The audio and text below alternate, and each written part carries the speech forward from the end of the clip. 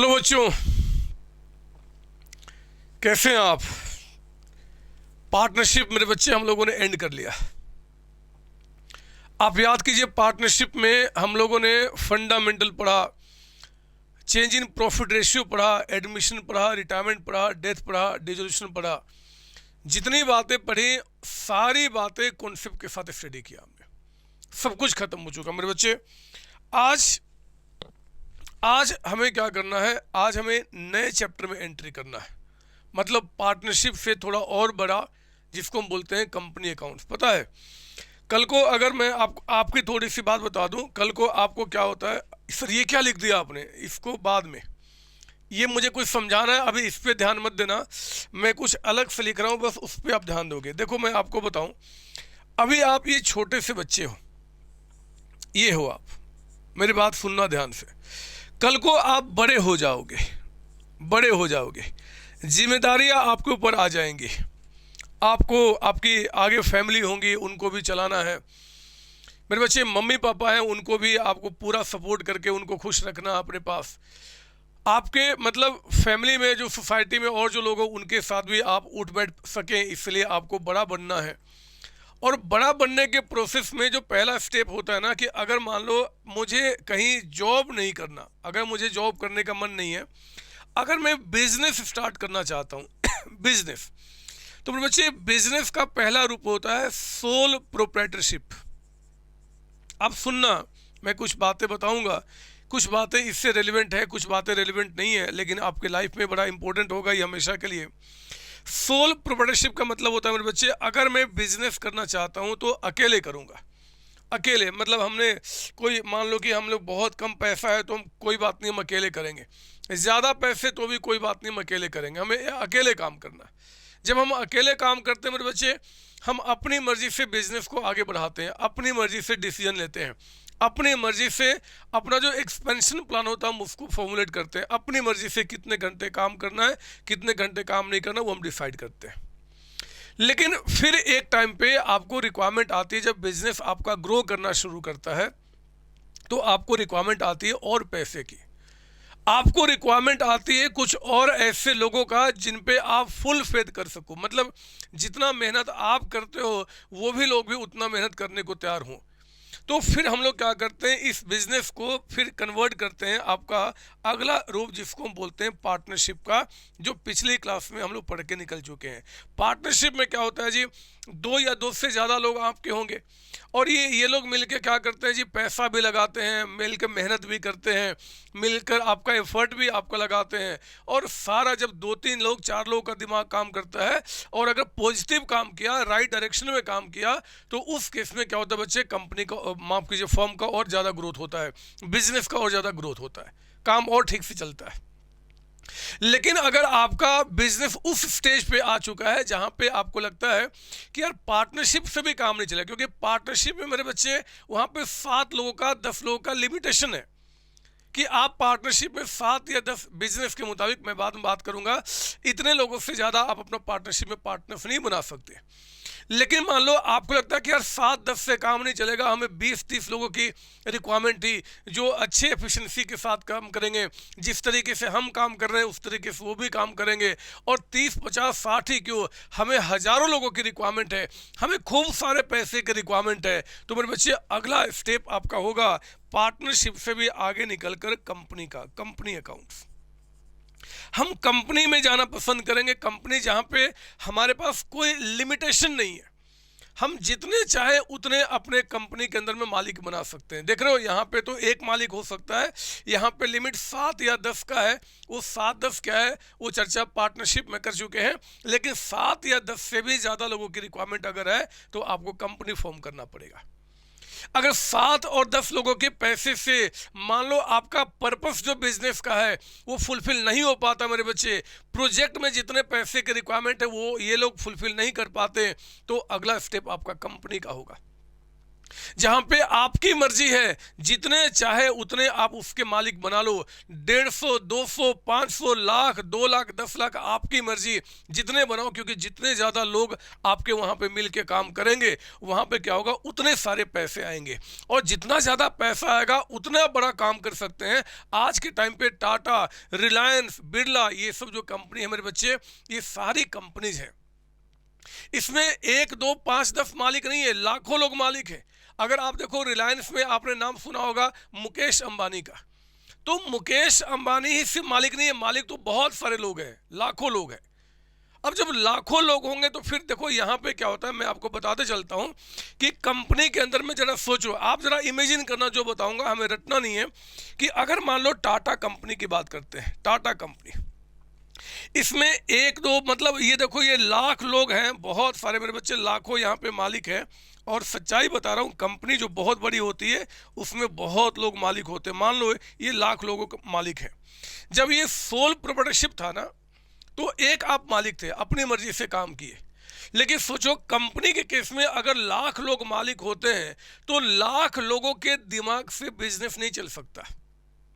जब हमारे घर में मान लो 4 लोग हैं और चारों लोगों का माइंड अलग अलग काम करता है, तो लाख लोग जो पूरे आपके इंडिया से, पूरे वर्ल्ड से जो जुड़े हुए एक जगह काम करने के लिए, अगर सबके माइंड से काम किया जाए, तो मेरे बच्चे उस केस में कंपनी काम नहीं कर पाएगी, बिजनेस बंद हो जाएगा।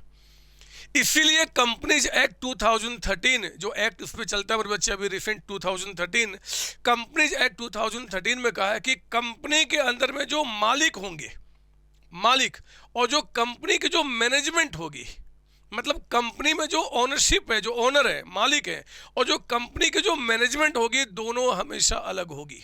जो मालिक होंगे बच्चे, वो मैनेजमेंट नहीं करेंगे, और जो मैनेजमेंट है वो बिल्कुल अलग चीज़ आपका है। मेरे कहने का मतलब है कि कंपनी को खास इंस्ट्रक्शन दिया जाता है कि भैया आप अपने गोल को अचीव करने के लिए आप एक अलग से मैनेजमेंट टीम बनाओ, और उसमें ये लोग रहे या ना रहे, फर्क नहीं पड़ता। ये तो मतलब समझ रहे हो, किसी के पास खूब सारा पैसा है तो वो जाके आपका कंपनी का मालिक बन गया, पैसा लगा दिया, लेकिन उसको मैनेजमेंट नहीं आता। तो मैनेजमेंट में क्या होते हैं, बड़े बड़े लोग होते हैं, सीए हो गए, सीएमए हो गए, सीएस हो गए, एमबीए वाले हो गए, कोई आपका आईआईटी से कुछ अच्छा कोर्स किया, मतलब बड़ा बड़ा काम किया हुआ है, वो जाके मैनेजमेंट संभालते हैं। अगर आज रिलायंस कंपनी इतनी बड़ी बनी है मेरे बच्चे, तो रिलायंस कंपनी के जो मालिक, मैं भी मालिक हूँ रिलायंस कंपनी का, क्योंकि मैंने उसके शेयर्स परचेज किए। जो मुकेश अंबानी का नाम आप सुनते हो, वो भी उसका मालिक है, लेकिन they are not part of management. मैं मैनेजमेंट में नहीं हूँ। मैनेजमेंट की उनकी एक अलग टीम है, जो पूरे कंपनी का एक्सपेंशन कैसे करना है, ग्रोथ कैसे करना है, कंपनी कैसे बढ़ना है, कौन सा प्रोजेक्ट में पैसा डालें, कौन से प्रोजेक्ट से पैसा निकालें, कौन सा प्रोजेक्ट प्रॉफिटेबल है तो और उसको आगे बढ़ाया जाए, कौन सा प्रॉफिटेबल नहीं है तो उसको हम बंद करें या किसी और तरीके से काम करें, ये सारा डिसीजन मैनेजमेंट लेती है मेरे बच्चे। जब हम बात आपसे कंपनी का करेंगे फिलहाल आज की क्लास तक में, तो हमें क्या करना है, रिलायंस, टाटा, विप्रो, इनके बारे में सोचना है। समझो मेरी बात ना, यहाँ पे आपका ये सारी कंपनी है जो जिसपे कि आपका काम होता है। तो हमने आपको बताया कुछ कंपनी का मतलब, अगर आपको भी कल को मान लो मुकेश अंबानी या फिर आपका अनिल अंबानी या अजीम प्रेमजी जो विप्रो का मालिक है, या रतन टाटा जो अभी तक आपके टाटा समूह के आपका अभी भी मालिक है, बट अभी छोड़ो, उतने हम डिटेल में क्यों जाए। अगर इन सबको बीट करने का मन करता है तो कंपनी तो आपको फॉर्म करनी ही पड़ेगी। सर कंपनी का वर्किंग कैसे होगा, यही बातें तो पूरा सिखाएंगे मेरे बच्चे इस चैप्टर के अंदर में, कंपनी अकाउंट्स। लेकिन आज हम उतना जाने के बजाय पहले आपको थोड़ा मीनिंग बताएं कि कंपनी का क्या मतलब होता है। कंपनी का मतलब देखो, यहाँ पे कहा गया है एक आर्टिफिशियल पर्सन है। मैं आपको बताते चलूँ, ये बातें मैंने आपके रजिस्टर के, माफ़ कीजिए, आपके चैप्टर के बिल्कुल स्टार्टिंग में हमने इंपॉर्टेंट थ्योरी के अंदर में आपको दिया हुआ है। मैं बस समझा रहा हूँ कि क्या मतलब निकल के आता है। कंपनी एक आर्टिफिशियल पर्सन है। आर्टिफिशियल मतलब, एक तो हमारे देश में कंपनी को भी एक पर्सन माना गया है। पर्सन मतलब जो जिसका एग्जिस्टेंस है हमारे देश के अंदर में। जैसे टाटा कंपनी भी एक आपका पर्सन है, रिलायंस कंपनी भी पर्सन है, आप भी एक पर्सन हो, मैं भी एक पर्सन हूँ, वो भी एक पर्सन है। लेकिन जब उनको पर्सन कहा गया तो उसके पहले क्या बोल दिया गया, आर्टिफिशियल। सर ऐसा क्यों? क्योंकि मैं और आप नेचुरल पर्सन है मेरे बच्चे, हम लोग नेचर के द्वारा, हमारे मम्मी पापा ने हमें क्रिएट किया है।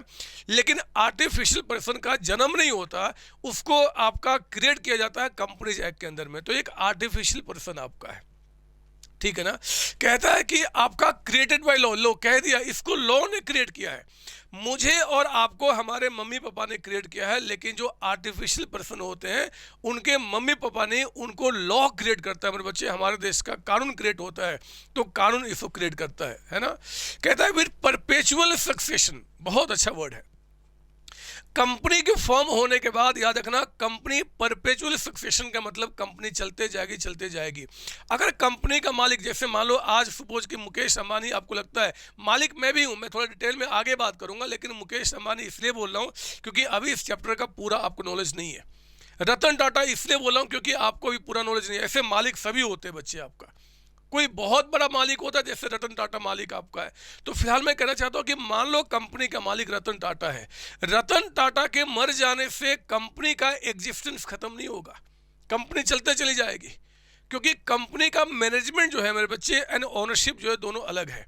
तो मैनेजमेंट करने वाले लोग अलग हैं, वो आपका कंपनी बढ़ा रहे हैं। आप एक मालिक आज है, आज वो मर गया, कोई दूसरा आया, तीसरा आया, चौथा आया, तो मालिक आएगा जाएगा आएगा जाएगा, लेकिन कंपनी चलते चली जाएगी। ऐसा इसमें नहीं होता, आप देखो ऐसा इसमें नहीं होता मेरे बच्चे, क्योंकि यहाँ पे पार्टनर का डेथ हो गया तो बिजनेस खत्म हो गया। लेकिन यहाँ पे हमने क्या बोला कि ये चलते चली जाएगी, परपेचुअल सक्सेशन, आपका मतलब कॉन्टिन्यूसली बिजनेस चलेगा।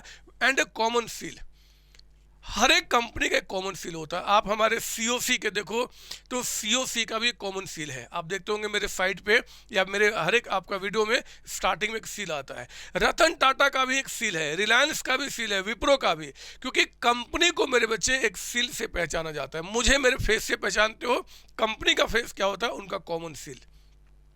अगर हम रतन टाटा की गाड़ी को देखें, माफ कीजिए टाटा की गाड़ी को देखें, तो हर एक गाड़ी के पीछे एक फील उनका लगा होता है, वो उनको रिप्रेजेंट करता है कि उनका कॉमन फील है।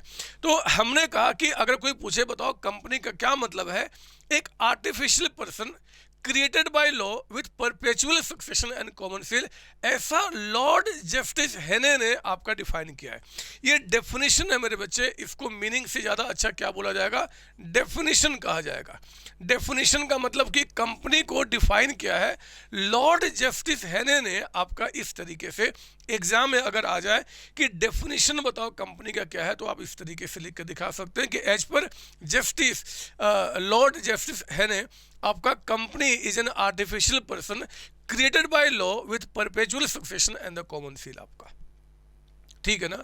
और हाँ, अगर मान लो कोई पूछे कि जरा बताओ कंपनीज एक्ट 2013 में इसको कैसे डिफाइन किया गया है, कंपनी का जो डेफिनेशन है, कंपनी का जो मीनिंग है, वो कंपनीज एक्ट 2013, मेरे बच्चे हर एक चीज जिसको लॉ गवर्न करता है तो लॉ ने उसको डिफाइन किया है। लॉ के अंदर में कंपनीज एक्ट 2013 ने, ध्यान रखना, सेक्शन मैं यहाँ पे आपको लिख दूं, आप चाहे अगर लिखना तो लिख सकते हो, ऐसे मैंने बुक में दिया है। सेक्शन 2 सब सेक्शन 20, इसको ऐसे पढ़ा जाता है, सेक्शन 2 बाहर वाले को सब सेक्शन 20 के अंदर में कहा गया है कि कंपनी इनकॉर्पोरेटेड, इनकॉर्पोरेट का मतलब क्या होता है जी, रजिस्टर्ड। मेरे बच्चे, अगर आप पार्टनरशिप फर्म खोलते हो, अगर आप मान लो सोल प्रोप्राइटरशिप फर्म खोलते हो, तो आप उनका रजिस्ट्रेशन करा भी सकते हो, नहीं भी करा सकते हो, आपकी मर्जी है। लेकिन कंपनी का इनकॉर्पोरेशन मतलब रजिस्ट्रेशन कंपलसरी है, यानी कि अगर कोई कंपनी आपको फॉर्म करना है तो आपको पहले गवर्नमेंट के पास उसको रजिस्टर्ड कराना ही पड़ेगा। तो इसलिए कहा गया कि ऐसे बोलते हैं, as per section 2 subsection 20 of companies act 2013, a company incorporated मतलब registered under companies act 2013। Companies act 2013 के अंदर में जितने भी कंपनी रजिस्टर्ड है उन्हीं को कंपनी कहा जाएगा। और कहा गया और एनी प्रीवियस कंपनी लॉ, मेरे बच्चे 2013 के पहले ना हमारे देश में काम कर रहा था 1956 कंपनीज एक्ट 1956, उसके पहले 1949 भी था, कई सारे एक्ट थे। तो इन्होंने कहा कि अगर कोई कंपनी जो इनकॉर्पोरेटेड है मतलब रजिस्टर्ड है, या तो कंपनीज एक्ट 2013 मतलब जो करंट में अभी एक्ट चल रहा है, और एनी प्रीवियस यानी कि इसके पहले जो भी एक्ट हमारे देश में था, अगर उसमें भी आप रजिस्टर्ड हो तो कंपनी के नाम से आपको जाना जाएगा। समझो मेरी बात यहाँ पे। तो ये आपका यहाँ पे बताया गया कि मीनिंग ऑफ कंपनी, आप चाहो तो लॉर्ड जस्टिस हेने के हिसाब से देख लीजिए, और section 2 sub section 20 of companies act 2013 में इस तरीके से डिफाइन किया गया है। तो ये डेफिनेशन हुआ है। एग्जाम में अगर बोलता है right A short notes on company और या फिर बोलता है डिफाइन कंपनी, तो आप दोनों डेफिनेशन दे दो, आपको अच्छा लगेगा, अच्छे मार्क्स मिलेंगे। क्योंकि कंपनीज एक्ट 2013 के मुताबिक कुछ है नहीं, सेक्शन 2 सबसेक्शन 20, ये याद रखना। Of companies act 2013 any company incorporated यानी कि रजिस्टर्ड अंडर कंपनीज एक्ट 2013 और एनी प्रीवियस सच एक्ट, ठीक है ना। तो उसके बारे में कहा गया और इन्होंने कुछ ऐसी बातें कही। फिर आता कि कंपनी के फीचर्स क्या है, मतलब अगर मान लो एक कंपनी में स्टार्ट करूं तो उस कंपनी में कौन कौन सी चीज़ें हमेशा होंगी। मेरे बच्चे, अगर मैं अपनी कंपनी की बात करूं, सीओसी प्राइवेट लिमिटेड या फिर रिलायंस लिमिटेड की बात करूं या विप्रो लिमिटेड की बात करूं या फिर किसी भी कंपनी की बात करूं, जो कंपनीज है, मैं रिपीट कर रहा हूं, मैं पार्टनरशिप फर्म की बात नहीं कर रहा, मैं सोल प्रोप्राइटरशिप फर्म की बात नहीं कर रहा, आज हम बात कंपनी की कर रहे हैं। तो कंपनी के अंदर में ये फीचर्स होते हैं मेरे बच्चे। पहला क्या बता रहा है, इनकॉर्पोरेटेड एसोसिएशन। ये इनकॉर्पोरेटेड मतलब रजिस्टर्ड एसोसिएशन है। एसोसिएशन का मतलब क्या होता है, ग्रुप, समूह, कई लोग जो मिलके काम करते हैं। तो जो भी इनकॉर्पोरेटेड है मतलब कंपनी, ध्यान रखना, कंपनी का अगर आपसे कोई फीचर्स पूछता है तो कंपनी हमेशा इनकॉर्पोरेटेड मतलब क्या होता है जी, रजिस्टर्ड। ये हमेशा आपका रजिस्टर्ड बॉडी होगी, ये हमेशा क्या होगा, रजिस्टर्ड बॉडी आपका होगा। सेपरेट लीगल एंटिटी, याद रखना, अभी मैंने समझाया था ओनर अलग होता है और मैनेजमेंट अलग होता है। यहां पे मेरे बच्चे आप ध्यान रखना, सेपरेट लीगल एंटिटी का मतलब कि जो ओनर है और जो कंपनी है, माफ कीजिए मैनेजमेंट नहीं, कंपनी जो है और इसका मालिक जो है, दोनों हमेशा अलग होंगे। सेपरेट लीगल एंटिटी का मतलब होता है कि कंपनी और कंपनी के जो मालिक हैं वो दोनों हमेशा अलग होंगे। मेरे बच्चे, रिलायंस एक कंपनी है, अनिल अंबानी उसका एक मालिक है। तो हम लोग पूरे अकाउंटेंसी में पढ़ते आ रहे हैं कि अकाउंटेंसी के अंदर में कंपनी और मालिक दोनों को अलग ट्रीट किया जाएगा। जितने भी हम अकाउंटिंग पढ़ते हैं सब कंपनी के बुक में पढ़ते हैं। This is called separate legal entity. आपका परपेचुअल एग्जिस्टेंस मैंने बता ही दिया, ये कॉन्टिन्यूसली चलते चली जाएगी, कॉन्टिन्यूसली। अगर इसका कोई किसी मालिक का डेथ हो जाएगा, चाहे वो पागल हो जाएगा, चाहे वो कुछ भी हो जाएगा बच्चे, उससे कंपनी में इम्पैक्ट नहीं पड़ना, कंपनी कॉन्टिन्यूसली चलते रहेगी, ऐसा मानते हुए हम अकाउंटिंग करते हैं। क्यों सर, कंपनी बंद नहीं होती? होती है मेरे बच्चे, कई सारी कंपनी बंद हुई है, होगी, बट हमने कहा कि अकाउंटिंग करते समय ये माना जाएगा कि कंपनी चलते चली जाएगी। अगर किसी पार्टनर सॉरी उनके जो मालिक है, शेयर होल्डर है सॉरी, उनका डेथ हो गया या कुछ भी, तो उससे कोई इंपैक्ट नहीं पड़ेगा। हमने एक वर्ड यूज किया, शेयर होल्डर। मेरे बच्चे, यहाँ पे पार्टनरशिप में मालिक को हम क्या बोलते हैं, पार्टनर्स बोलते हैं। यहाँ पे जो मालिक होते हैं उनको शेयर होल्डर बोलते हैं। शेयर होल्डर क्यों बोलते हैं उसका भी एक रीजन है, बट समझना, शेयर होल्डर जब भी बोलूंगा तो मैं मालिक के बारे में बात कर रहा हूँ, ठीक है ना। तो यहाँ पे क्या बोला, एक तो रजिस्टर्ड एसोसिएशन है जी कंपनी। सेपरेट लीगल एंटिटी का मतलब कि कंपनी और इसका जो ओनर है दोनों अलग होंगे।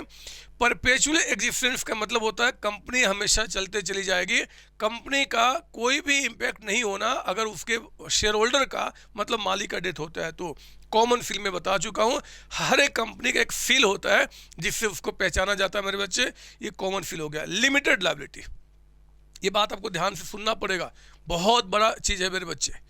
याद कीजिए, जब पार्टनरशिप मैंने पढ़ाया था तो मैंने बोला था कि अगर मान लो पार्टनरशिप के अंदर में पार्टनरशिप फर्म की जो लायबिलिटी है, अगर उस लायबिलिटी का पूरा पेमेंट नहीं हो पा रहा है तो पार्टनर्स को पैसा अपने घर से लाना पड़ा था। याद है आपको मेरे बच्चे? पार्टनरशिप फर्म में अगर मान लो फर्म जो है, अगर जो पार्टनरशिप फर्म है उसके एसेट्स को बेचकर अगर लायबिलिटी का पेमेंट नहीं हो पा रहा है तो उस केस में पार्टनरशिप फर्म को पैसा, जो पार्टनर थे उनको घर से लाना पड़ा था। लेकिन कंपनी में ऐसा नहीं होता।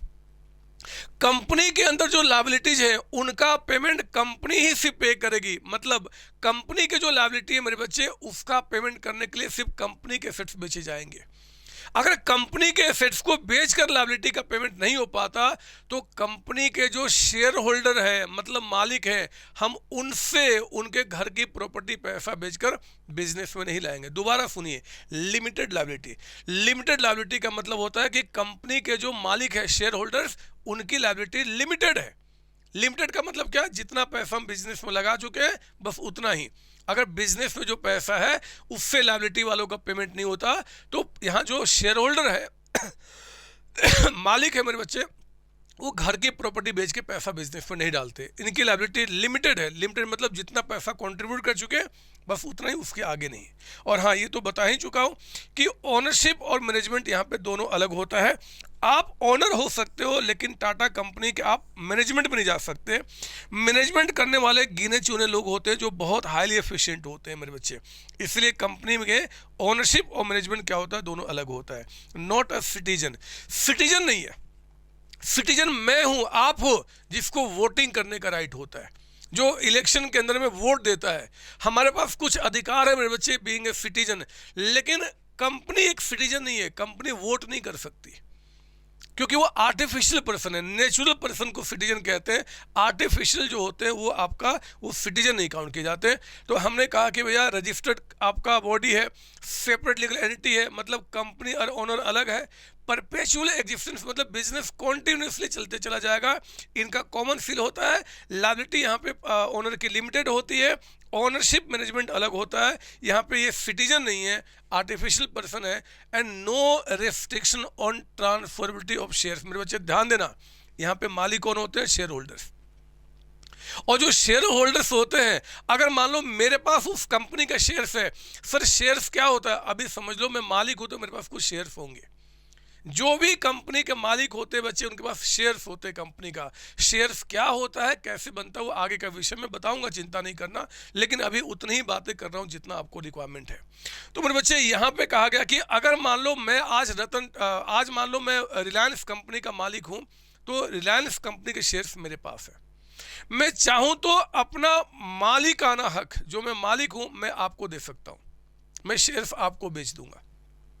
अगर मैंने शेयर्स आपको बेच दिया तो आप उस कंपनी के मालिक हो गए, फिर मैं मालिक नहीं रहा। अगर आपने किसी तीसरे आदमी को शेयर्स बेच दिया तो वो मालिक बन जाएगा, फिर आप नहीं रहोगे। मेरे बच्चे इसलिए कहा कि यहाँ पे आपका जो परपेचुअल सक्सेशन है, मतलब मालिक आएंगे जाएंगे चेंज होंगे, फर्क नहीं पड़ता। ये जो मैनेजमेंट है ना, ये कंपनी को चलाते रहेंगी, ठीक है ना। तो यहाँ पे क्या बताया गया, आपका कोई रेस्ट्रिक्शन नहीं है शेयर्स को ट्रांसफर करने में। मतलब मालिक चाहे तो अपने जगह पे किसी और को भी मालिक बना सकता है जब चाहे तब। और compulsory maintenance of books of accounts. मेरे बच्चे पार्टनरशिप फॉर्म के अंदर में जो सोल प्रोप्राइटरशिप होता है उसमें अकाउंट्स मेंटेन करना कंपल्सन नहीं है। आप क्या अकाउंट्स मेंटेन कर रहे हो, क्या मेंटेन नहीं कर रहे हो, वो आपके ऊपर डिपेंड करता है। लेकिन कंपनी पे रेस्ट्रिक्शन है मेरे बच्चे।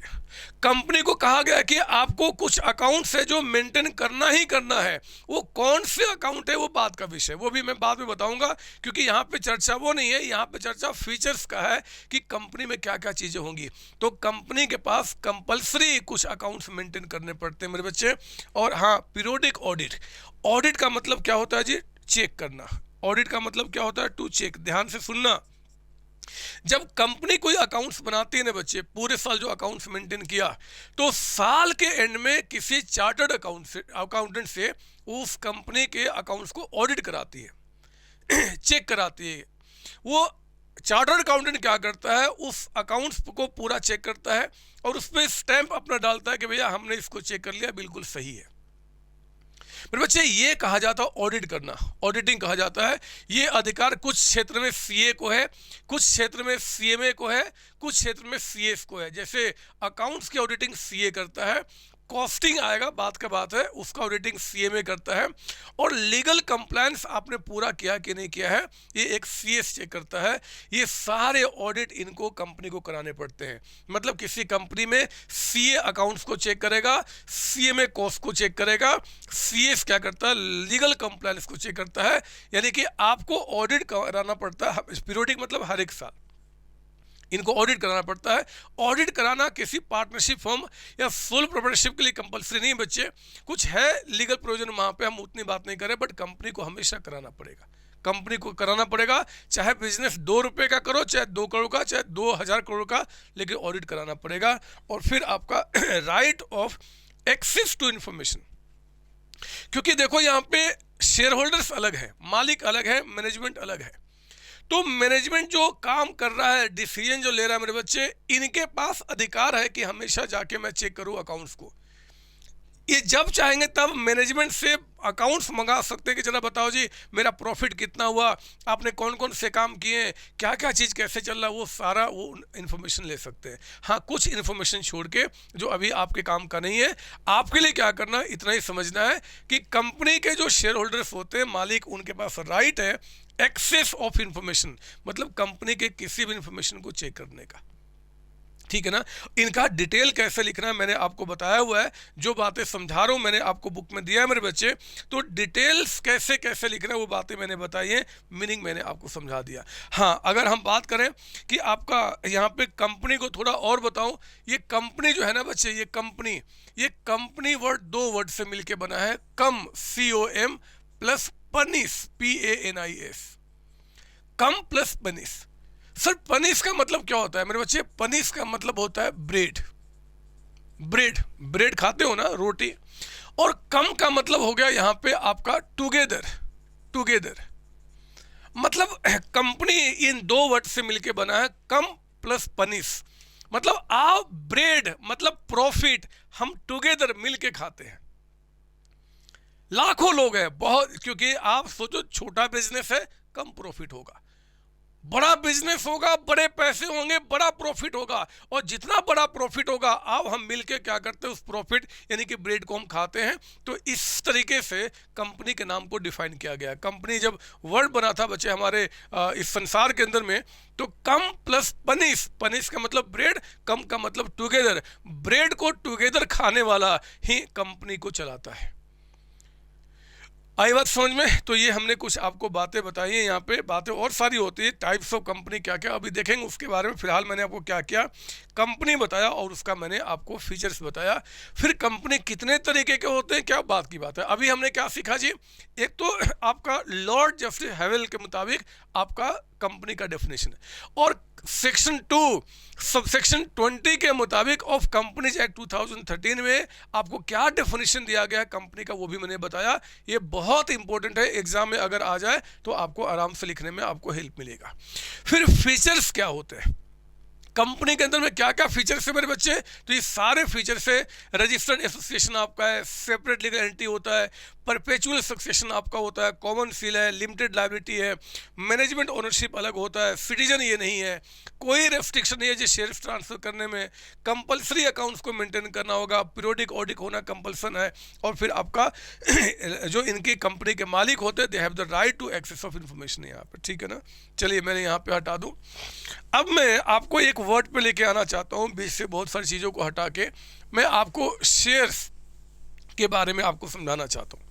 फिर मैं मेरे बच्चे धीरे धीरे हम इसकी अकाउंटिंग में एंट्री करेंगे, और हमारा मकसद पता क्या होगा, मैं पूरे चैप्टर में थ्योरी प्लस जो आपका प्रैक्टिकल चीज़ें हैं उनको साथ साथ लेके चलेंगे। हम उनको प्रैक्टिकली समझेंगे, फिर उसको थ्योरी में देखेंगे। कोशिश हमारी यही होगी। हेलो बच्चों, कैसे हैं आप?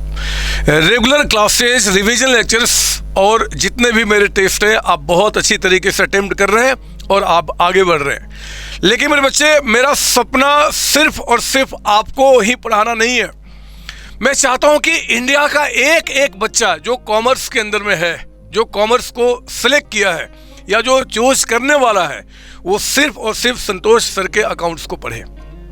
सच बोल रहा हूँ, मैं खुल के बोल रहा हूँ, यही मेरा सपना है। और इस सपने को मेरे बच्चे मैं अकेला पूरा नहीं कर सकता। जो क्वालिटी एजुकेशन हमारे बच्चों को चाहिए 11th क्लास 12th क्लास में, इवन एट जीरो कॉस्ट, आप जानते हैं कि मैं कोई चार्ज आपसे नहीं ले रहा। ये जीरो कॉस्ट में अगर दुनिया के कोने कोने में पहुंचाना है तो इसकी जिम्मेदारी मुझे अपने साथ साथ मुझे अपने बच्चों यानी कि आप पे शिफ्ट करनी पड़ेगी, और आपको भी जिम्मेदारी उठानी पड़ेगी। आपके जितने भी फ्रेंड्स हैं, आपके जितने भी रिलेटिव्स हैं, मैं नहीं जानता कैसे, लेकिन सबके पास ये बात पहुंचाना पड़ेगा कि संतोष सर की क्लासेज बिल्कुल फ्री है, आप उनको पढ़ें और पढ़ के एग्जाम को प्रॉपर तरीके से दें। किसी भी ट्यूशन की रिक्वायरमेंट नहीं है, किसी भी ट्यूशन की रिक्वायरमेंट नहीं मेरे बच्चे। एक एक कॉन्सेप्ट को, एक एक थ्योरी को, एक एक प्रैक्टिकल को मैंने कवर किया। आप इस बात को जानते हैं, आगे का बेड़ा आपको उठाना पड़ेगा। इस इंडिया में जितने भी कॉमर्स के बच्चे हैं उनको बताना होगा कि आप संतोष सर के चैनल पे आएँ और 11th 12th क्लास की एक एक क्लास को प्रॉपर तरीके से स्टडी करें। आपको ये करना पड़ेगा और करना पड़ेगा, ये करना पड़ेगा मेरे बच्चे। All the best, thank you.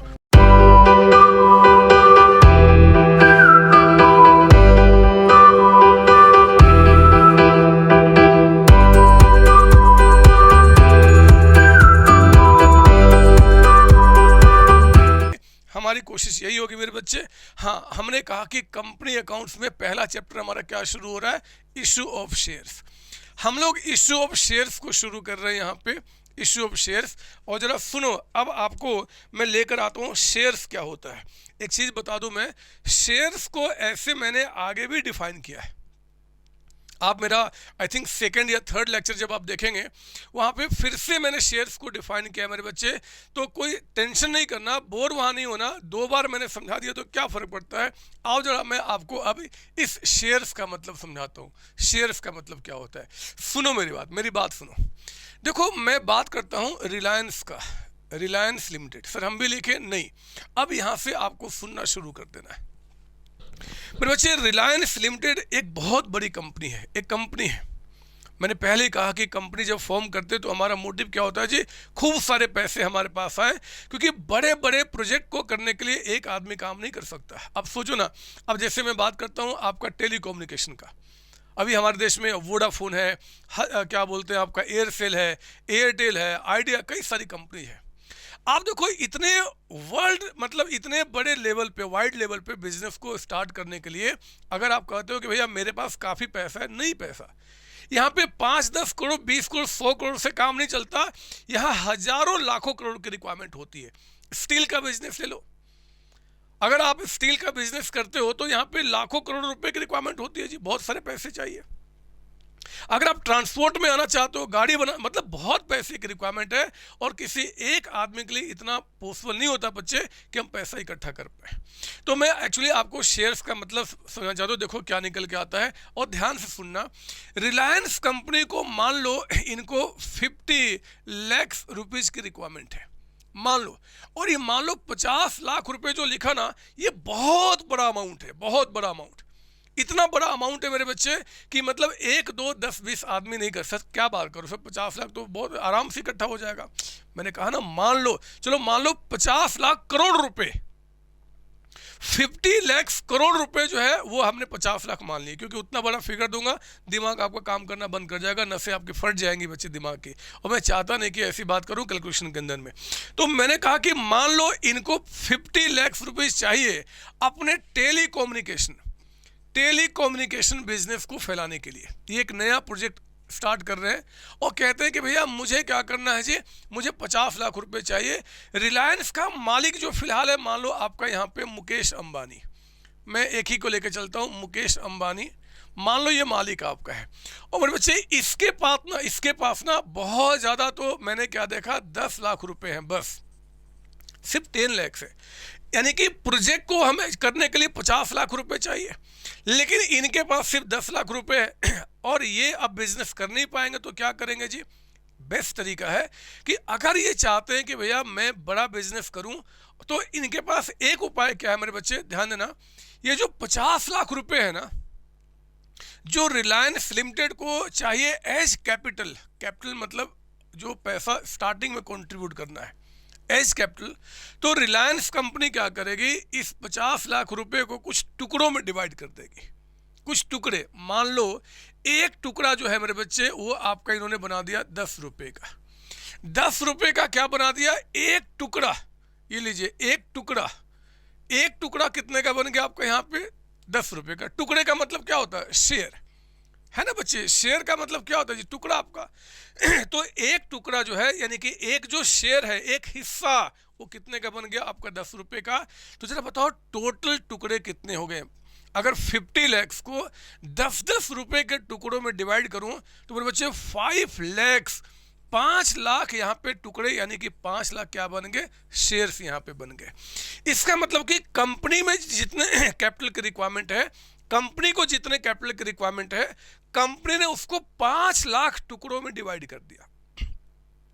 और 5 लाख टुकड़ों में डिवाइड करने के बाद कंपनी ने पब्लिक को बोला, पब्लिक मतलब आम जनता, मेरे आपको जैसे लोग को, कि देखो जी मेरा जो कैपिटल है मैंने 5 लाख टुकड़ों में डिवाइड कर दिया है, जो आदमी जितने टुकड़ों को परचेज करेगा वो उतने टुकड़ों का मालिक बन जाएगा।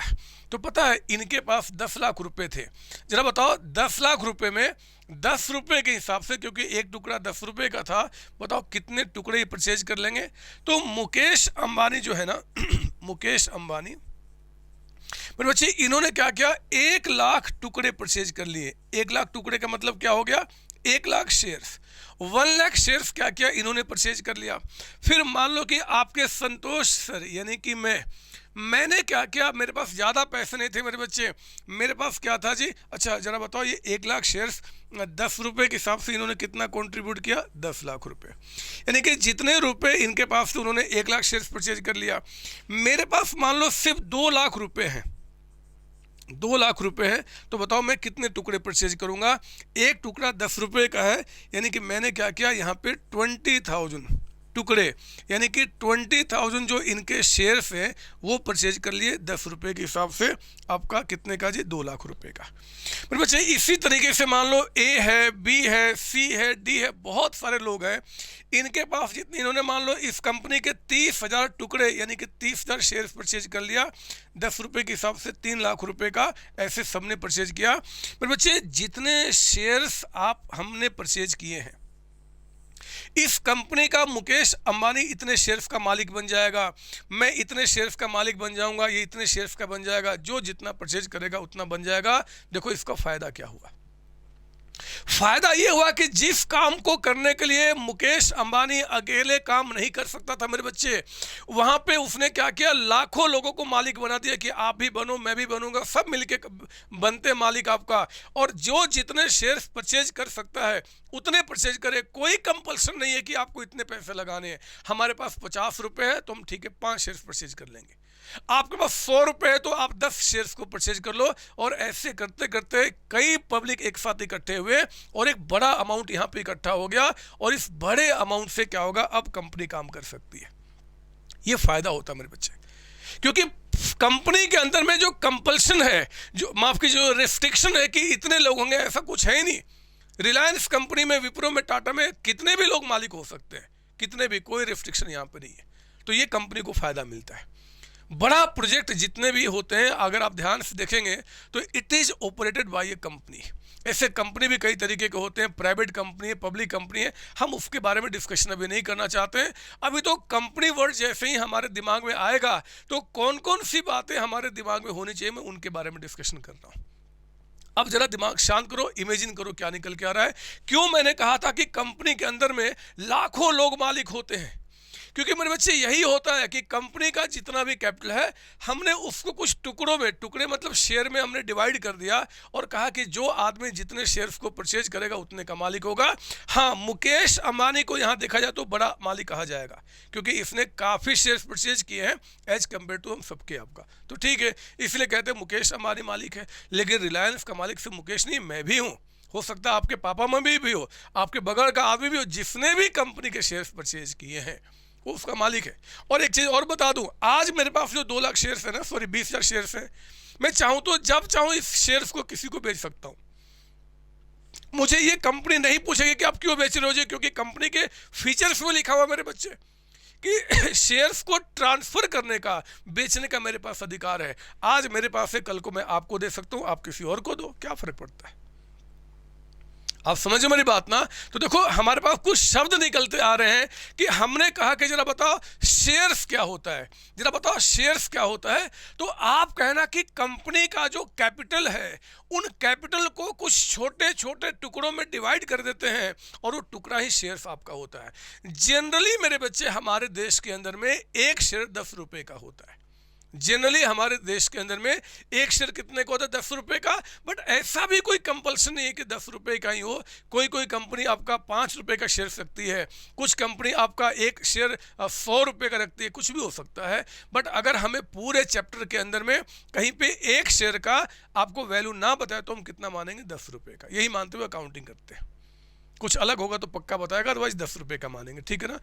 हाँ, तो मैंने आपको एक वर्ड दिया, जरा बताओ कि यहाँ पे आपके, जरा बताओ रिलायंस कंपनी के, इसको देख के बताओ कि रिलायंस कंपनी में टोटल शेयर्स कितने हैं, टोटल शेयर्स कितने, मतलब टोटल टुकड़े कितने बने कैपिटल के, 5 लाख। 5 लाख।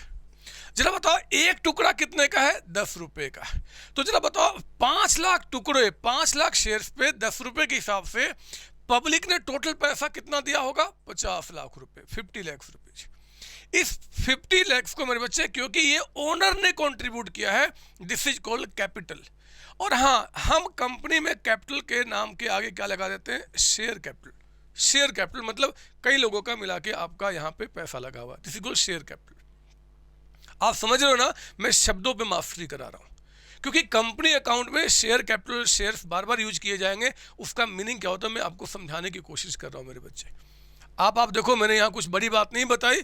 शेयर कैपिटल का मतलब क्या होता है जी, जितना भी कैपिटल है वो कई सारे शेयर्स में डिवाइड किया गया है, उसी को हम बोलते हैं शेयर कैपिटल। इसका एक और भी रीजन है अकाउंटिंग के पर्पस के लिए, मैं आपको समझाता हूं कि आखिर हम इसको शेयर कैपिटल क्यों बोलते हैं। जरा देखो, मैं इसको मिटाकर अब मैं इसका मतलब समझाऊं क्यों हम इसको शेयर कैपिटल बोलते हैं, आखिर क्यों इसको हम शेयर कैपिटल बोलते हैं। ये भी बात हमारे दिमाग में अकाउंटिंग के पर्पस के लिए, ये तो थ्योरी के पर्पस के लिए था मेरे बच्चे, लेकिन अकाउंटिंग के पर्पस के लिए क्यों बोला जाता है वो भी मैं समझाऊं। मैं आपको एक बैलेंस शीट दिखाता हूं ऑफ टाटा लिमिटेड।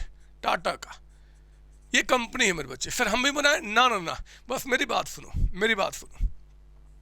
पता क्या हुआ, इस कंपनी को 20 लाख रुपए चाहिए एज कैपिटल। मेरे बात ध्यान सुनना, मैं क्या बता रहा हूं। इस कंपनी को 20 लाख रुपए चाहिए एज कैपिटल। ये छोड़ो, मैं पहले आपको दिखाता हूं बैलेंस शीट आपका। क्या मान लो मैं आपके सर का, मेरा बैलेंस शीट है मेरे बच्चे, सोल प्रोप्राइटरशिप। सोल प्रोप्राइटरशिप मान लो, अभी कंपनी की बात नहीं कर रहा, मैं अकेले काम स्टार्ट किया और मैंने क्या किया, बिजनेस में 5 लाख रुपए मान लो मैंने कैश जमा किया, बिजनेस में 5 लाख रुपए लगाया। ये 5 लाख बिजनेस में किसने लगाया है, आपके सर ने, मतलब ओनर ने। मैं ओनर हूं बच्चे मान लो इसका, तो फिर मैं इसको क्या करूंगा, रिकॉर्ड करूंगा कैपिटल। ये मेरा कैपिटल है, कितना, 5 लाख। अकाउंट्स काम करता है डबल एंट्री सिस्टम पे। बिजनेस में कैश आया है, किसने दिया, ओनर ने, उसके नाम से रिकॉर्ड करता हूं। तो यहां पे बैलेंस शीट देख के बताओ ये 5 लाख कहां से आया जी, ओनर ने दिया है। ओनर कौन है, संतोष सर, एक ही मालिक है, तो काम पूरा आपका हो गया। लेकिन मेरे बच्चे अगर मैं इसको बात करता हूं एक पार्टनरशिप फॉर्म का, अगर मैं बात करता हूं पार्टनरशिप फॉर्म का, तो पार्टनरशिप फॉर्म में मान लो 50 लाख रुपए आए हैं किसने दिया है, मान लो 50 लाख में जो 30 लाख रुपीज का अमाउंट है वो यहाँ पे ए ने दिया है, एंड 20 लाख का जो अमाउंट है मेरे बच्चे वो बी ने दिया है। तो बताइए पार्टनरशिप में हम क्या लिखते हैं, एज कैपिटल अकाउंट, और यहाँ क्या लिखते हैं, बीस कैपिटल अकाउंट। क्या मतलब निकल के आया कि पार्टनरशिप फर्म में जो 50 लाख रुपीज लगे हुए हैं उनमें से 30 लाख आपने दिया है, 20 लाख आपने दिया है। हिसाब रखना होता है ना बच्चे, कई चैप्टर में कई टॉपिक्स ने बताया हिसाब तो मेंटेन करना होगा। अगर पार्टनरशिप फर्म में अगर हमने 50 लाख रुपए कंट्रीब्यूट किए हैं तो ये 50 लाख किसने दिया है उसके नाम से तो रिकॉर्ड करना होगा मेरे बच्चे। हमने बताया कि 50 लाख जो आया इसमें ए ने 30 और बी ने कितना 20 दिया है, तो रिकॉर्डिंग होता है। This is called A's capital B's capital. अगर 3 पार्टनर होते तो एज कैपिटल बीज कैपिटल से कितने कितना किसने कितना कितना दिया हम उसकी रिकॉर्डिंग करते हैं। 4 पार्टनर होगा तो A's capital B capital C capital D capital लिखते हैं यहाँ पे सर। हाँ, लेकिन अब मैं पार्टनरशिप फर्म से भी हटकर मैं कंपनी के अंदर आता हूँ, मतलब टाटा की बात करता हूँ।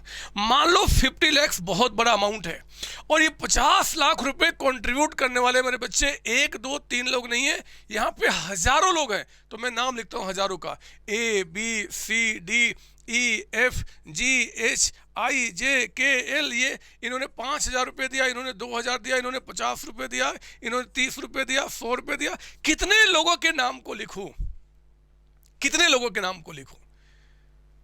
पार्टनरशिप में समझ में आया 2-3 लोग होते हैं जी, नाम लिख दो।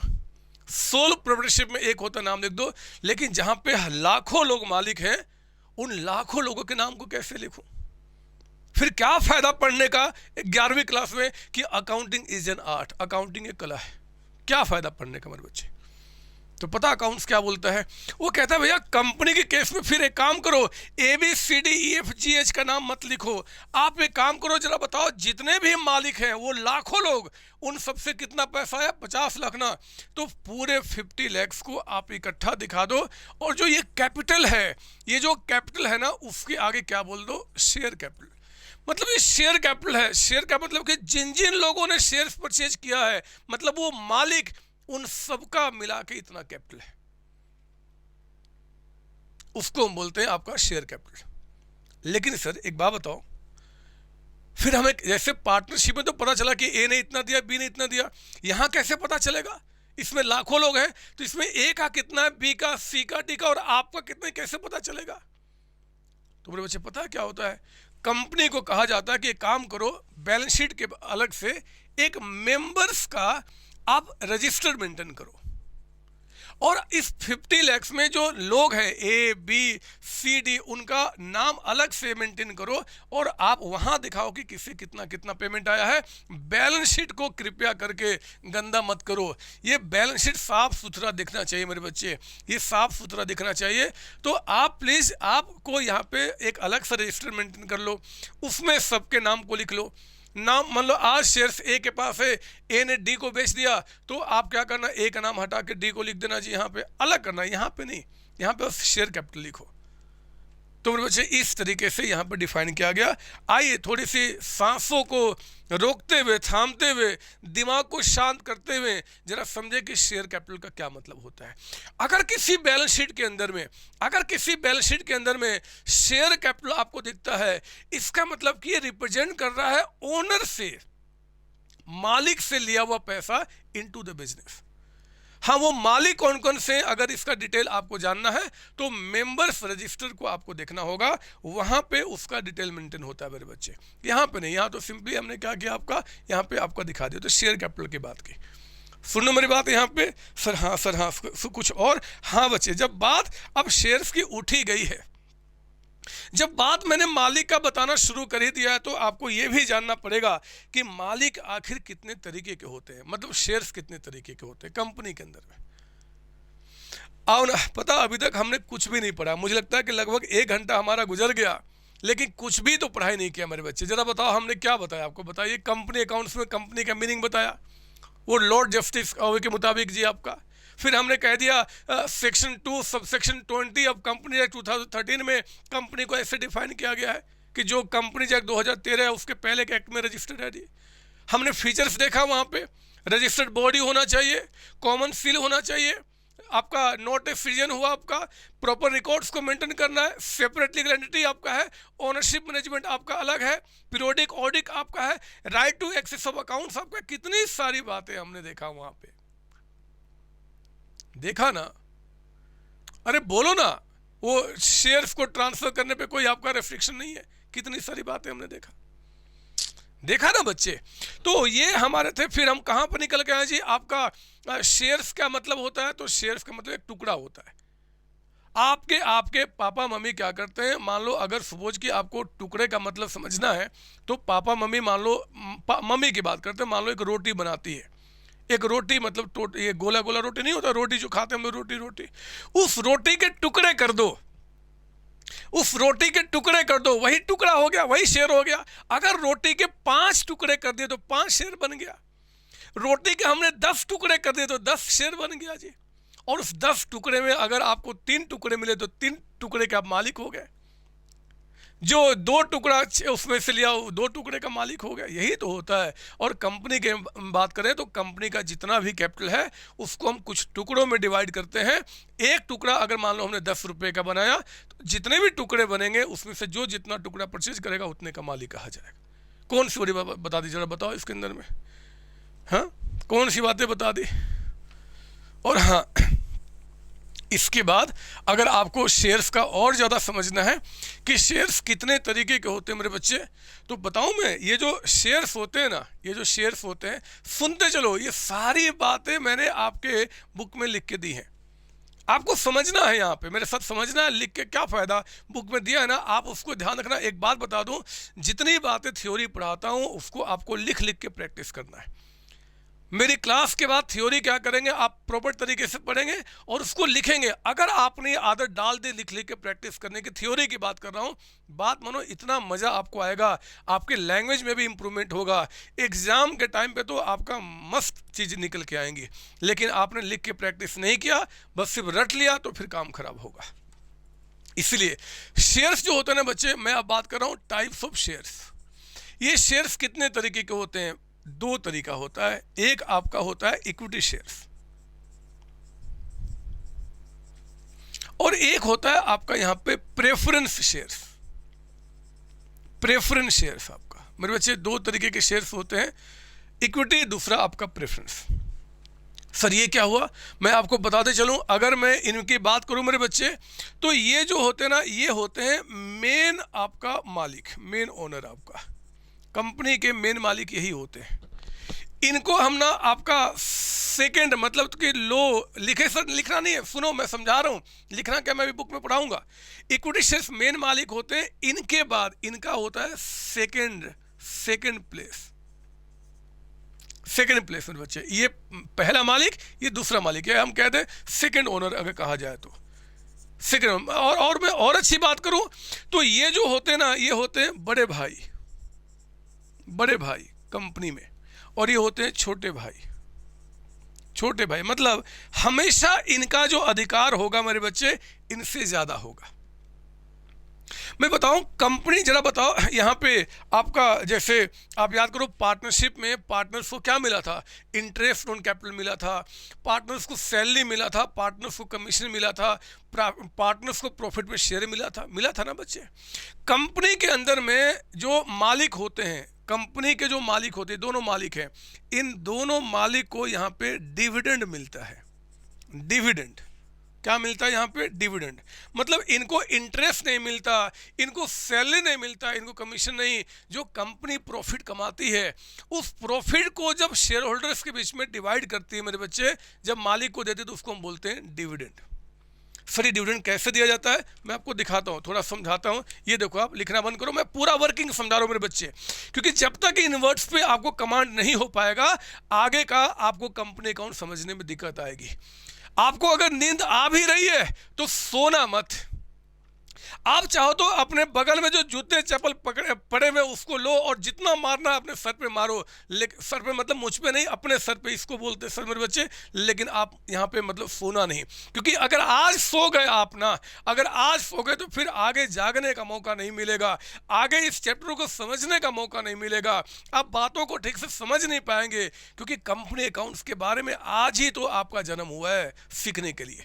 इसलिए सोना मत मेरे बच्चे, आप सोना मत। सुनो, जैसे मैं आपको दिखाता हूं, मान लो एक कंपनी की बात करता हूं, और इस कौन सी कंपनी, टाटा कंपनी की बात करता हूं। टाटा कंपनी ने क्या किया, मान लो आपका इनके सपोज दैट कि आपके इनके 5 लाख शेयर्स हैं इस कंपनी में, 5 लाख शेयर्स है मेरे बच्चे, 10 रुपए वाले, यानी कि शेयर कैपिटल कितना हो गया, 50 लाख। मतलब इस कंपनी में जितने भी मालिक हैं उन लोगों ने 5 लाख शेयर्स इस कंपनी के परचेज किए हैं, ये तो पक्का है ना बच्चे। मान लो ये कंपनी क्या करती है, प्रॉफिट कमाती है एक साल में, सपोज दैट आपका यहाँ पे 20 लाख रुपीज, 20 लाख रुपए का अगर ये कंपनी प्रॉफिट कमाती है, 20 लाख का अगर ये कंपनी प्रॉफिट कमाती है, तो ये कंपनी क्या करेगी, 20 लाख के प्रॉफिट को 5 लाख टुकड़ों में डिवाइड कर देगी, शेयर्स, यानी कि 5 लाख जो शेयर्स इस कंपनी में है, 5 लाख जो टुकड़े हैं उस टुकड़े में डिवाइड कर देगी। और जरा बताओ पर शेयर, यानी कि पर टुकड़ा कितना बन गया, 4 रुपये। तो ये 4 रुपया पर टुकड़ा क्या होगा, डिविडेंड कंपनी पे करेगी, डिविडेंड कंपनी पे करेगी। किसको पे करेगी, शेयर होल्डर को, मालिक को। अगर मान लो मेरे पास 10 शेयर है मेरे बच्चे इस कंपनी के, तो 10 शेयर पे 4 रुपए के हिसाब से मुझे कितना मिल जाएगा, 40 रुपए। अगर इस कंपनी के आपके पास 200 शेयर्स अगर हैं, तो 200 शेयर्स पे 4 के हिसाब से कितना मिल जाएगा, 800 रुपए। और किसी के पास मान लो इस कंपनी के 1000 शेयर्स हैं, तो 1000 इंटू 4 इनको कितना मिल जाएगा, 4000 रुपए। ये जो 40, 800 या 4000 रुपए मिल रहे हैं, दीज आर कॉल्ड डिविडेंड, ये डिविडेंड कहा जाता है। मतलब कंपनी के अंदर में जो प्रॉफिट का डिस्ट्रीब्यूशन होता है, तो पर शेयर जो आपको अमाउंट मिलेगा कंपनी के मालिक को पैसा इन्वेस्ट करने के बदले में, दैट इज कॉल्ड डिविडेंड। सुन लो मेरी बात, तो डिविडेंड का मतलब क्या जी, कंपनी जब प्रॉफिट कमाती है तो उस प्रॉफिट को जितने भी कंपनी में शेयर्स होते हैं, टुकड़े होते हैं, उतने टुकड़ों में डिवाइड कर देती है। एक टुकड़े पे जितना अमाउंट बना वो आपको जो पे करेगी, दैट इज कॉल्ड डिविडेंड। मेरे बच्चे इस दोनों ही कंपनी में डिविडेंड, सॉरी दोनों ही तरीके के शेयर्स पे डिविडेंड मिलता है। तो सर फिर इनमें फिक्स फर्क क्या है, मेरे बच्चे ध्यान सुनना। प्रेफरेंस शेयर्स जो होते हैं ना, इन पे डिविडेंड जो होता है वो फिक्स्ड रेट से मिलता है। फिक्स्ड मतलब पहले से डिसाइडेड है, पहले से डिसाइडेड है कि भैया हम ना आपको डिविडेंड क्या पे करेंगे, मान लो 10% पे करेंगे, मान लो 12% पे करेंगे, मान लो कुछ भी आपका हो सकता है, हम पहले से डिसाइड कर दिए। सुनो मेरी बात, तो उस केस में मेरे बच्चे जितना पैसा ये लोग कंट्रीब्यूट करते हैं उस पे जो भी रेट हमने फिक्स किया हम उतना ही डिविडेंड पे करेंगे। लेकिन इन पे जो डिविडेंड होता है ना वो होता है वेरिएबल, वेरिएबल होता है, मतलब ये वेरी करता है। मतलब ये जो कैलकुलेशन है ना, ये कैलकुलेशन आपका वो इनके लिए होता है, इनके लिए क्या होगा, डिविडेंड मतलब जितना लास्ट में प्रॉफिट बचेगा, जितना बचेगा वो सारा पैसा क्या होगा, इक्विटी के बीच में डिवाइड हो जाएगा, जितने शेयर्स उनके पास होंगे। तो इनका तो डिविडेंड फिक्स्ड आपका है और इनका क्या वेरिएबल। मैं आपको उससे भी एक चीज़ समझाता हूँ, ये सब लिखने वाली बातें नहीं है मेरे बच्चे, बस आप ध्यान से शब्दों को सुनते चलो, ये सारी बातें आपको आगे आने वाले हर एक चैप्टर्स में यूज किए जाएंगे। तो देखो मैं ये फिक्स्ड और वेरिएबल का कलाकारी मैं आपको दिखाता हूँ यहाँ पे समझाते हुए, आपको लिखना नहीं है, बस मेरी बात सुनो, ये बहुत ज़्यादा इंक छोटा, खैर कोई बात नहीं, सुनो मेरी बात, एक एग्जाम्पल दिखाता हूँ। मान लो कहता है कि प्रॉफिट जो है, profit earned bye Tata limited, Tata limited ने जो प्रॉफिट कमाया वो मान लो 20 लाख रुपए, 20 lakhs का अमाउंट, 20 lakhs का प्रॉफिट कमाया।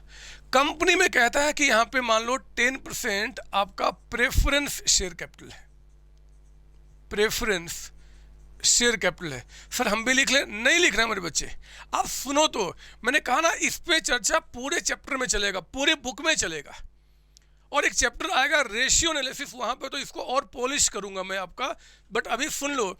ये मान लो कहता है कि आपका यहाँ पे सपोज दैट आपका 50 lakhs का अमाउंट है, 50 लाख, और कहता है इक्विटी शेयर कैपिटल, कहता है इक्विटी शेयर कैपिटल, मतलब ये जो दूसरे मालिक हैं इक्विटी वाले, कहता है ऑफ ₹10 ईच, का मतलब होता है कि एक शेयर 10 रुपये का है, और हमने ऐसे भी कहा था ना बताया तो भी 10 रुपये का मानेंगे।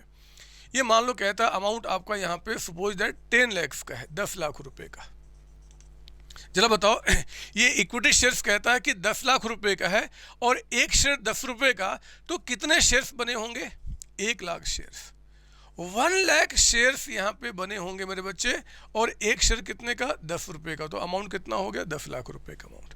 यही हुआ होगा ना, बोलो ना हाँ। अगर आपका यहाँ पे 10 लाख रुपए कैपिटल है और एक शेयर 10 का, मतलब एक टुकड़ा 10 का, तो 1 लाख शेयर्स बने होंगे। कहता है बताओ कैलकुलेट आपका डिविडेंड टू शेयर होल्डर्स, जो शेयर होल्डर्स हैं मतलब जो मालिक है उनको क्या डिविडेंड मिलेगा। मैं आपको दिखाता हूँ, ये देखो आप बताओ प्रॉफिट आपने कितना कमाया है, प्रॉफिट कितना कमाया कंपनी ने, 20 लाख रुपए, 20 lakhs रुपए। मेरे बच्चे रूल है हमारे देश में, आप नाम सुनो यहाँ पे क्या लिखा हुआ है, यहाँ पे देखो प्रेफरेंस शेयर्स, प्रेफरेंस का मतलब होता है जिसको पहले प्रेफरेंस दिया जाएगा, मतलब पहले इनका पेमेंट किया जाएगा।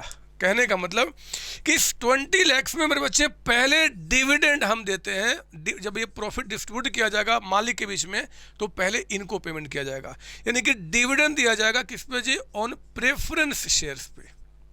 कितना, तो इनसे पैसा हमने 50 लाख रुपए लिया हुआ है, 50 लाख रुपए, और देखो 50 लाख पे रेट कितना है जी, 10%, ये फिक्स्ड है मेरे बच्चे।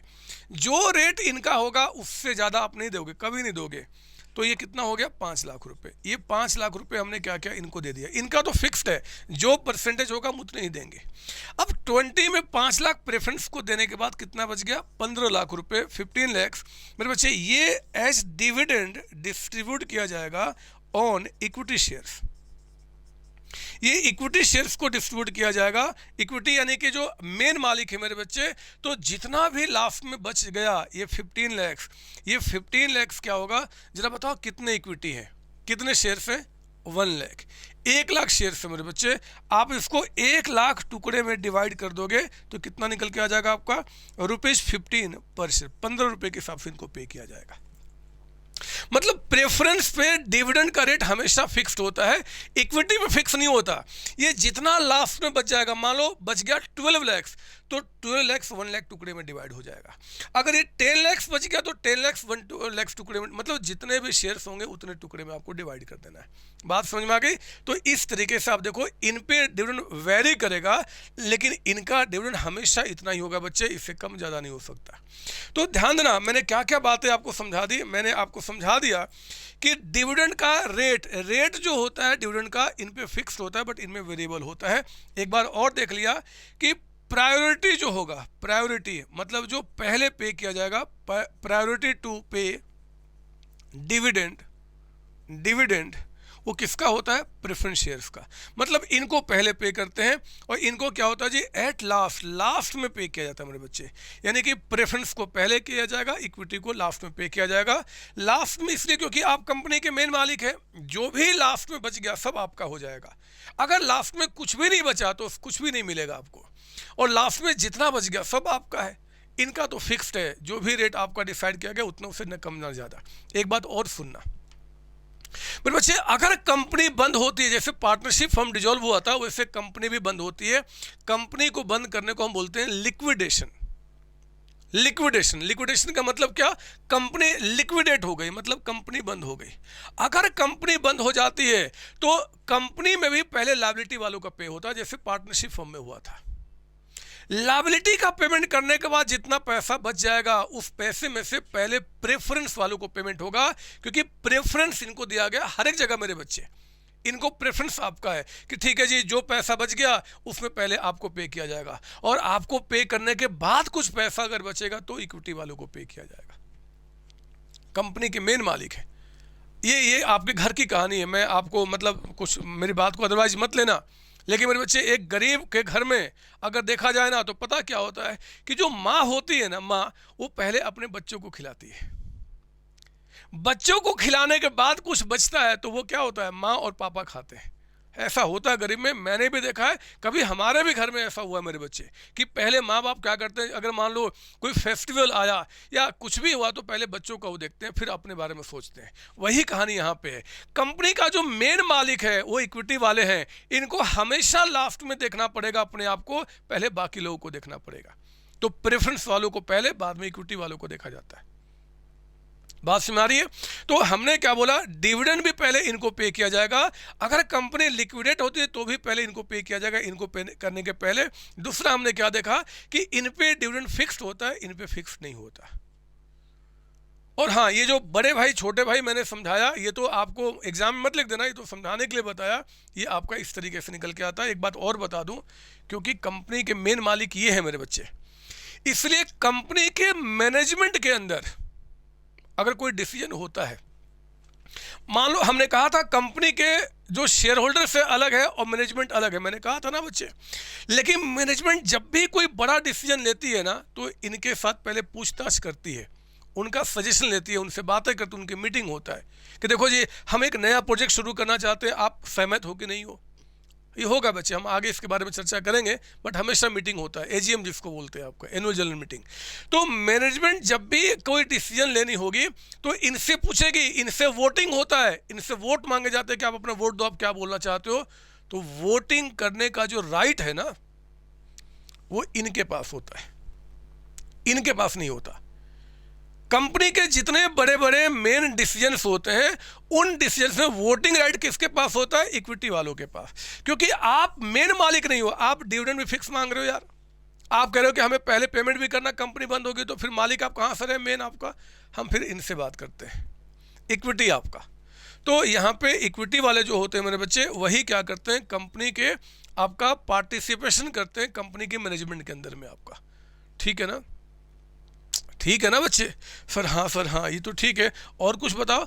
बहुत सारी बातें हैं, बहुत सारी बातें होनी मेरे बच्चे, और इतनी सारी बातें कि मैं क्या बताऊं, बहुत सारी बातें होनी है। लेकिन आज अगर मैंने कर दिया ना, तो आप इतने गुस्से मुझसे हो जाओगे कि मैं क्या बताऊं, क्योंकि आज हमने कितनी सारी बातें आपके साथ डिस्कस कर ली, और समय कैसे गुजर गया मुझे पता नहीं चला। हमने कंपनीज का मतलब देखा, सेक्शन 2 सब सेक्शन 20 अब कंपनी 2013 के मुताबिक। जस्टिस लॉर्ड हार्वे ने क्या बोला था वो भी हमने देखा, फीचर्स को भी हमने देखा। कंपनी 2 वर्ड से मिलकर बना है, कम प्लस पनिश। पनिश यानी कि ब्रेड, कम मतलब कम टुगेदर, टुगेदर एक साथ मिलकर ब्रेड खाते हैं, है ना, उसको हम बोलते हैं कंपनी, इससे डिराइव हुआ। फिर हमने देखा कि शेयर्स दो तरीके के होते हैं, आपका शेयर कैपिटल कैसे बना, शेयर कैपिटल का क्या मतलब होता है, शेयर्स कैसे बना हम उसके बारे में जाने। फिर हमने देखा कि आपका जो शेयर्स दो तरीके के जो प्रेफरेंस और इक्विटी हैं, तो इन दोनों में क्या फ़र्क है वो मोटा मोटे तौर पर देखा। बातें और भी बहुत सारी होने वाली हैं, इन सब के बारे में मैंने बुक में थ्योरी में आपको दिया हुआ है, लेकिन जब पढ़ाऊंगा तभी पढ़ना है। अभी आपको ध्यान से इन बातों को एक बार रिवाइज करके अगली क्लास में बैठना है। चलिए आज क्लास को यहीं रोकते हैं मेरे बच्चे, नेक्स्ट टाइम मिलेंगे इसके आगे की बातें डिस्कशन करने के लिए। अभी थ्योरी और न्यूमेरिकल्स का जो कॉम्बिनेशन है हम उसको बहुत अच्छी तरीके से लेके चलेंगे। एक चीज़ आपको विश्वास दिलाता हूँ, इस चैप्टर में जितना मज़ा आपको आएगा, जितना कमांड आपका होगा, आपके बगल वाले पड़ोसी को कभी वो हो नहीं सकता, विश्वास रखें आप। नेक्स्ट टाइम मिलते बच्चे, आप सबको बाय बाय टाटा। हेलो बच्चों, कैसे हैं आप? मुझे विश्वास है मेरी जो क्लासेज आपके पास हैं, चाहे वो मेरे चैनल पे है चाहे मेरे ऐप पे, आप बेहतर तरीके से स्टडी कर रहे हैं एंड बहुत बहुत बहुत मस्त तरीके से आप इन डेप्थ कॉन्सेप्ट लेकर आगे बढ़ रहे हैं। एक्चुअली आप तैयारी सिर्फ 11-12 क्लास की नहीं कर रहे मेरे बच्चे, इसके बाद चाहे आप CA करें, CMA करें, CS करें, BCom करें, उन सब में आप मेरी सिरदर्दी कम कर रहे हैं। जब बच्चे 11-12 क्लास के बाद आते हैं CA, CMA, CS, BCom करने के लिए, हमारे पास तो मैं देखता हूँ कि यार उनका कोई नॉलेज ही नहीं है, वो बदमाश बच्चे, उनके पास कॉन्सेप्ट ही नहीं है। इसी विजन के साथ मेरे बच्चे कि मैं अपनी सिरदर्दी फ्यूचर में कम करूं, इसीलिए मैंने 11-12 क्लास की आपकी क्लासेज एट 0 कॉस्ट आपको प्रोवाइड की है। आप पढ़ें और आप लाइफ को एंजॉय करें और बिलीव करें कि मैंने एक ही कसम खाया है कि मेरा हर एक बच्चा प्रोफेशनल स्टूडेंट बनेगा और आपको बनना है और मैं आपको बनाऊंगा। ऑल द बेस्ट, आगे बढ़ते हैं। चलिए क्लास को आगे बढ़ाते हैं, लाइफ को आगे बढ़ाते हैं। जय COC, जय मेरे बच्चे। थैंक यू बच्चों, थैंक यू। पढ़ना शुरू कीजिए। Thank you.